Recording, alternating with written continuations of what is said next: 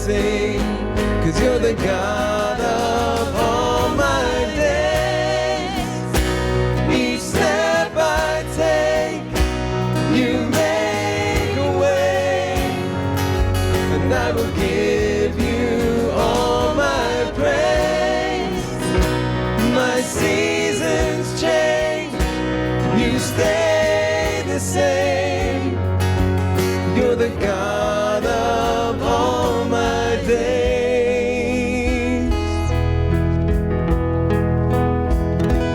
In my worry, God, you are my stillness. In my searching, God, you are my answer. In my blindness, God, you are my vision. In my bondage, God, you are my freedom. In my weakness, God, you are my power. You're the reason that I sing, 'cause you're the God of all my days. Each step I take, you make a way, and I will give you all my praise. My seasons change, you stay the same. You're the God of all my days.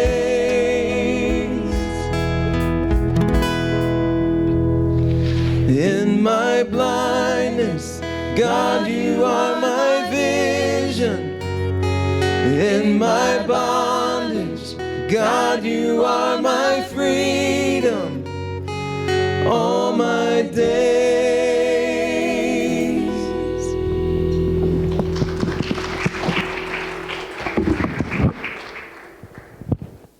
All right. Go ahead, and if you have your Bibles, turn them to James chapter 5. We're continuing our series. Before we get started, again, a thank you to my older brother Dale for being here this morning and playing for us. What a blessing. But James chapter 5, now if you've been in our series, you know that James doesn't beat around the bush. He speaks the truth no matter who it offends. In fact, he has been very blunt. Well, here in chapter 5, we find James again giving a scathing, blistering rebuke and warning to the rich and the wealthy, not only the wealthy that are in the church, but he also uses the riches as illustration outside of the church. So you're not going to believe what James says in these verses. Let's go ahead and read our text. Everybody have an outline this morning? It'll help you as you follow along. So let's read verses. I think I'm going to get down to verse number 7. He begins, and just listen to his language. He says, "Go to now," or listen up, "you rich men. Weep and howl for your miseries that shall come upon you. Said your riches are corrupted and your garments are moth-eaten. Your gold and silver is cankered," or you could put the word rusted. "And the rust of them shall be a witness against you, and shall, my soul, eat your flesh as it were fire. You have heaped treasure together for the last days. Behold, the hire of the laborers who have reaped down your fields, which of you is kept back by fraud, crieth. And the cries of them which have reaped are entered into the ears of the Lord of Sabaoth. You've lived in pleasure on the earth and been wanton. You have nourished your hearts as in a day of slaughter. You have condemned and killed the just, and he doth not resist you. But be patient, therefore, brethren, unto the coming of the Lord. Wouldn't you say that that's pretty stern language coming from James? And he's directing it to those who are rich. Now, some would think by the language that he uses here that he couldn't possibly be talking to those in the church. But the truth is, he is directing some of this to those in the church. You'll remember way back there in chapter 2, go ahead, just a couple chapters back, that he accuses some of the believers in the church of treating the wealthy over the poor with favoritism. Remember in chapter 2, he said, listen, if someone comes into your church who has a gold ring and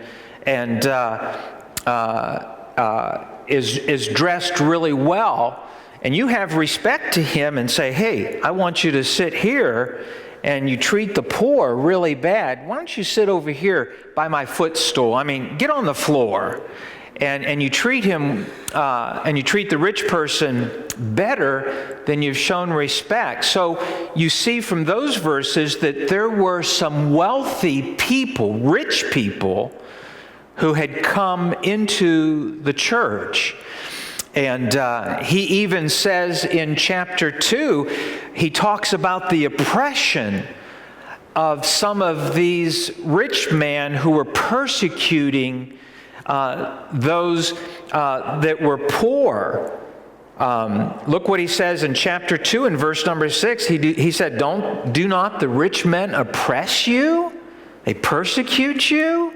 And you're treating them with... So again, all I'm simply saying is that he is addressing some of this to those in the church, and especially those who were unsaved outside of the church, who again were persecuting the Christian. Now, something else about these verses as we go through that you really need to understand.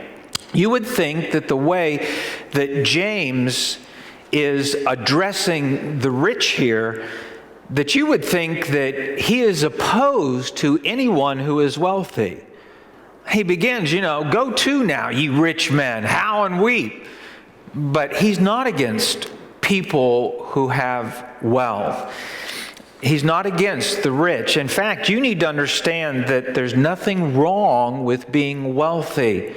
In Proverbs, we read, it says, the blessings of the Lord makes one rich. And in the Bible, somebody give me some names of some Bible characters who God blessed with great wealth. Somebody give me someone.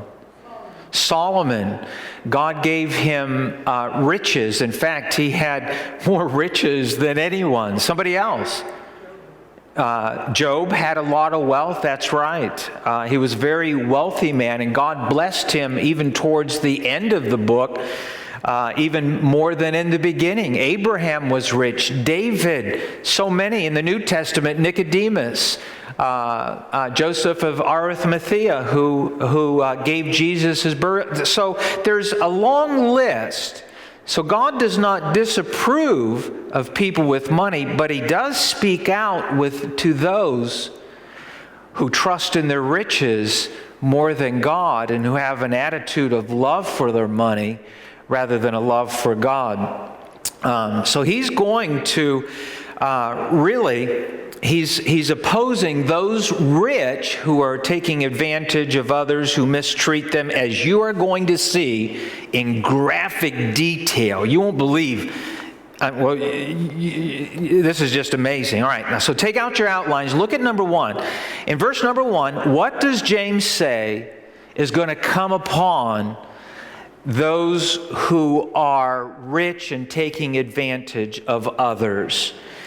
Well, he confronts them by describing and saying that they are going to have miseries come upon them.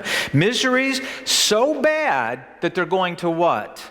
Weep and howl because of the judgments that are going to come against them or upon them. You know, before I give reasons why James is telling them that they're going to have misery, I need to make this powerful statement that we do understand sometimes, but listen to it. Riches do not always bring happiness. Wealth does not bring happiness. But that's what we're made to think. A lot of people think if I just had more money, that would bring happiness in my life. But that's not true. If I had $1 million, or if I had $10 million, or if I had $50 million, I'd be set for life. I wouldn't have a care in the world. And that's why so many people buy lottery tickets. They hope that fortune is going to tap them on the shoulder and magically transform them into millionaires, and they'll live happily ever after. But that rarely happens. I heard the story about a Michigan woman who won a $1 million lottery prize and was disgraced a few months later when the state discovered that she was still collecting food stamps and welfare benefits in spite of her money. And after winning the lottery, this young mother of two was found dead of a drug overdose. A Texas man won $31 million in the state lottery, so he bought a ranch, homes for himself, homes for all of his family members, cars for his wife, cars for all of his kids, and even made a huge contribution to his church. Did you hear that? He made a huge contribution to, anyway. But listen, soon it seemed that he had more and more friends, church members, and even strangers who were pestering him for loans and donations. After 2 years after his big win, he committed suicide. Can you believe that? A New Jersey woman hit the state's lottery twice in 1985 and again in 1986, collecting over $6 million. She gambled it all away and was living in a trailer. Can you imagine?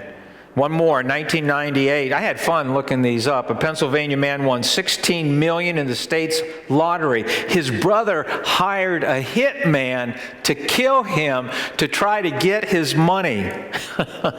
This man, however, died penniless at age 66. Can you believe that? Now you would think you would never fall into that trap, but I'm telling you, there's something deceptive about riches.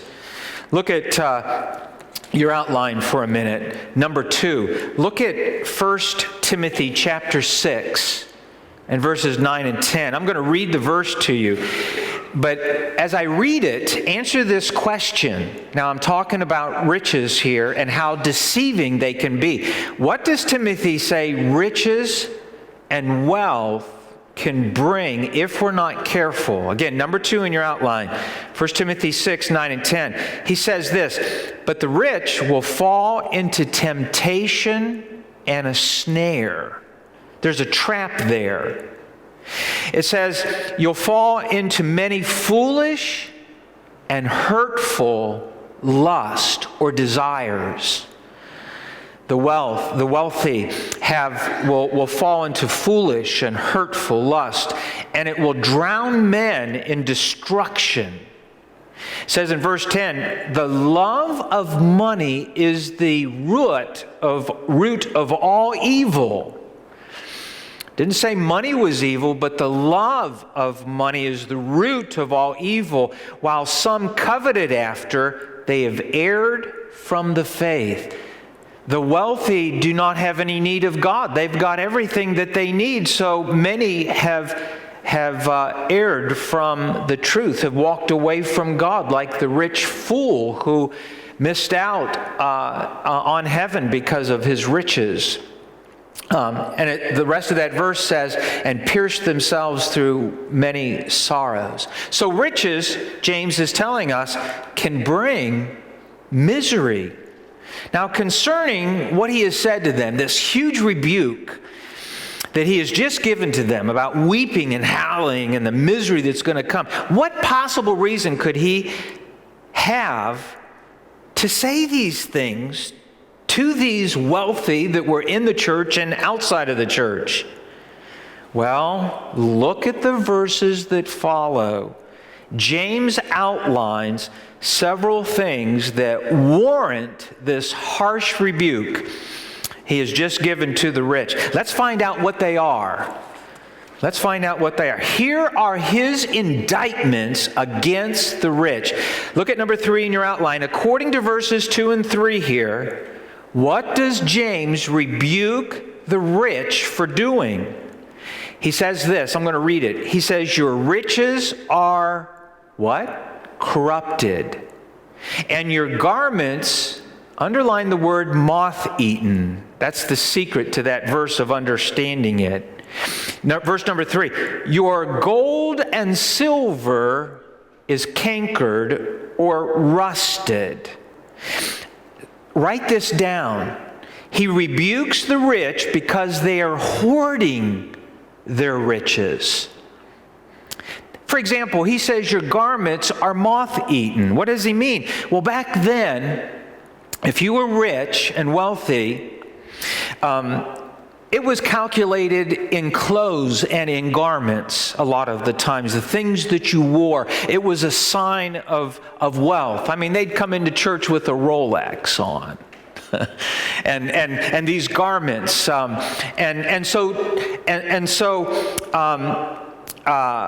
back then, they didn't have mothballs to keep them from being their clothes being eaten by the moths, which put holes in them. I had a wonderful suit. I loved my suit, and I kept it downstairs, and I brought it out. I had lost some weight, and I put it on, and I had holes in it. That made me so upset. But they didn't have mothballs back then, and so what happened? It says that your garments are moth-eaten. So James is saying, you hoard your clothes. And instead of giving to the poor, you're giving it to the moths. You're hoarding your things. And when he says your riches are corrupted, that word corrupted means rotten. Another sign of wealth was how much food that you had stored up. Wealth was calculated in the amount of food. You remember the rich fool in the book of Luke? He stored up his food and said, I'm going to build bigger barns to store all my food in. Well, he says, your food, your riches, sign of your wealth, is rotten.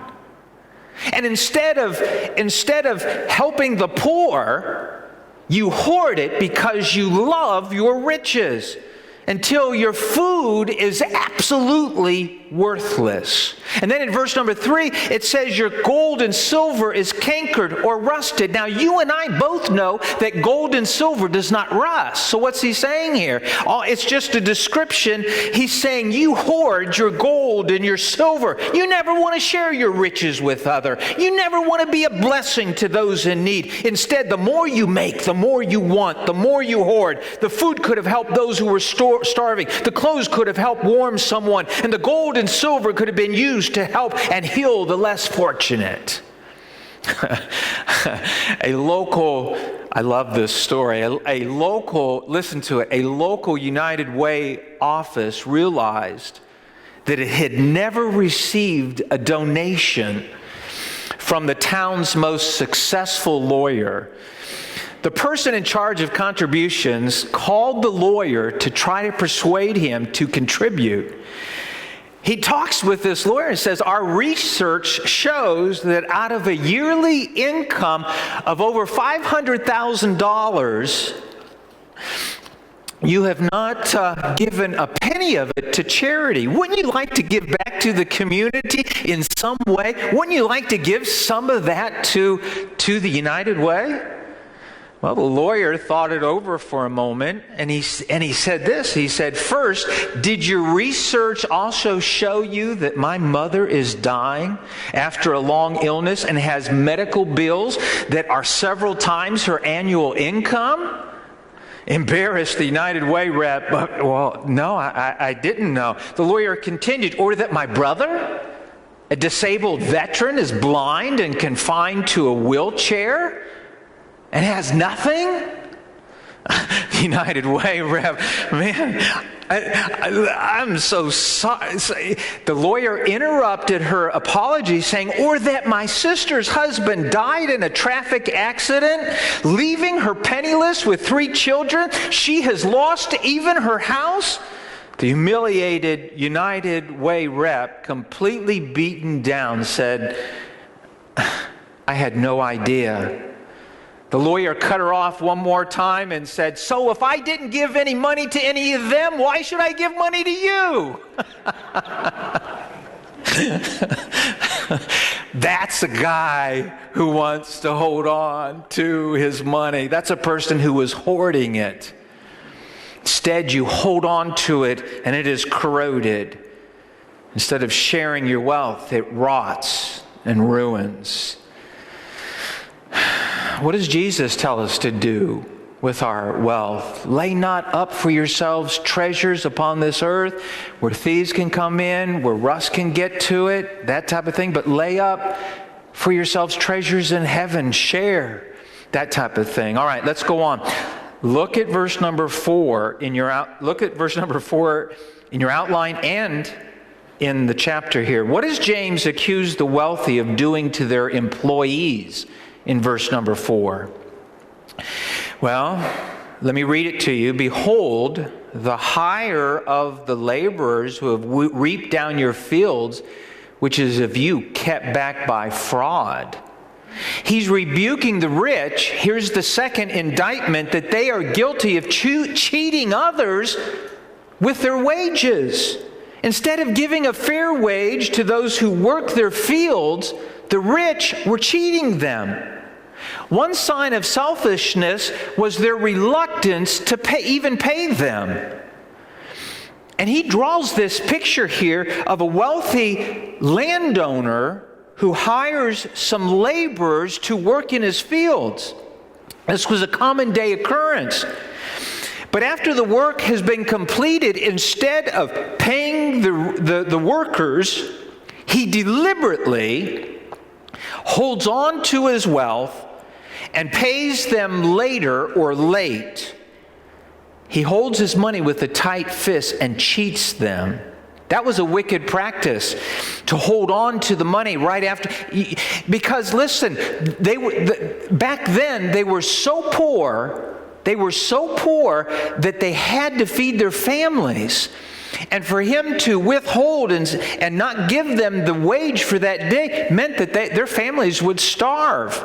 The Old Testament was very strong with this, against this practice of not paying your workers right away, making them wait. In fact, listen to this. In Leviticus 19, it says, "You must not cheat or rob your neighbor. You must not hold a hired worker's salary overnight until morning."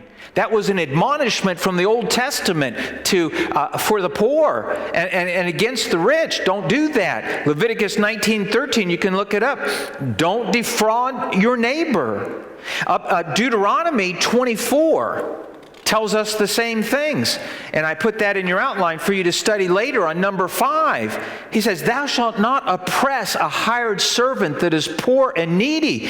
He goes on and says, "You shall give him his hire. Neither shall the sun go down upon it, for he is poor and setteth his heart upon it." Man, the sun's going down. He needs some food. He wants to go home and feed his family, and he can't do it because the rich are hoarding. Wow. Look at number 6 in your outline. In verse number 4, who are we told is aware of the deceitful practice of bilking a worker out of his wages or refusing to pay in a timely manner. Who is aware of it? Look at verse number 4. And the cries of them which have reaped, or the workers, are entered into the ears of who? The Lord of Sabaoth. That's a strange name. Lord, why would he use that here? Do you know what the word Sabaoth means here? It means host or armies. All he's simply saying is this. He said, you poor, when you cry, God understands what is happening to you. He is the Lord of all the armies of the angels in heaven. He is commander-in-chief. All he simply is saying is that the God of this universe, the God that has made all that there is, he is aware of your plight, and you better not mess with him. To the rich. That's what he means when he says that. It has entered into the ears, the unjust, let me say this, write this down next to that verse. The unjust acts of the unsaved rich are not forgotten. And may I say this to you, the cries of the poor are highly regarded. Wow, that's powerful. They've come into the ears and to the attention of the supreme commander of the universe. God is aware of it, and he has the ability to deal with it. Look at number 8 in your outline. What does James rebuke the rich for doing in verses 5 and 6? Look at this. He rebukes, write this down, he rebukes the rich because they are guilty of living a selfish lifestyle. They not only hoard it, they not only cheat, but they're guilty of a selfish lifestyle. Look what it says in verses 5 and 6. You have lived in pleasure on the earth and been wanton, indulging yourself in pleasure is what that means. You indulge yourself. There's no restraints for these rich here. You have lived in pleasure on the earth. You continue to indulge yourself in pleasure. And look what he says, oh my soul, if I said this, you would kick me out of the church. You have pleased yourself in whatever you wanted. And here is the warning that he gives in verse number 5. Look at it. He paints a graphic picture of facing God's judgment. Look at number 5. You've lived in pleasure. You have nourished your hearts as in a day of slaughter. What does he mean? You have fed yourself. Now, the crowd knew exactly what James was saying. They immediately began to think of a pig. Just as a pig is fattened for slaughter and doesn't know he is to be slaughtered for his meat, so the wealthy selfishly gorge on all the pleasures of life, eating and drinking, all the while coming closer and closer to judgment. Wow. While they enjoy their lives, just like a pig led to the slaughter. Like the rich fool in Luke, who lived his life gaining wealth, and Jesus said, you fool, this day your soul shall be required of you. And he faced judgment. Wow. Look at number 10 in your outline. What accusation does James charge the wicked wealthy in verse number 6? You're not going to believe what they were doing. To go along with all the other indictments, look at verse number 6. You have condemned and killed the just. He was accusing them of murdering the righteous. All believers who have endured judgment and martyrdom for their faith at the hands of the rich and powerful oppressors. It includes all the righteous people who were treated brutally by wealthy unbelievers. Even the wealthy who came into the church in the second chapter of James. James tells, don't they mistreat you? Don't they condemn you? And some of them are indicting you. You got to understand that the Christians were persecuted by the rich. My soul. And so he says here in this verse, you've condemned and killed the just. Wow. And I'm almost done. Look at number 11 in your outline. God says something amazing here. This is an amazing statement. Look at it. Verse number 11. Verse number 6, 11 in your outline. According to James, what do you think he meant when he said in verse number 6 that God doth not resist you for condemning and killing the poor or the just? What do you think he meant? He was referring to this. He was referring to God holding his, am I on or off? Am I still on? He was referring to God holding his judgment until a later time. He doesn't resist you now. You're prospering.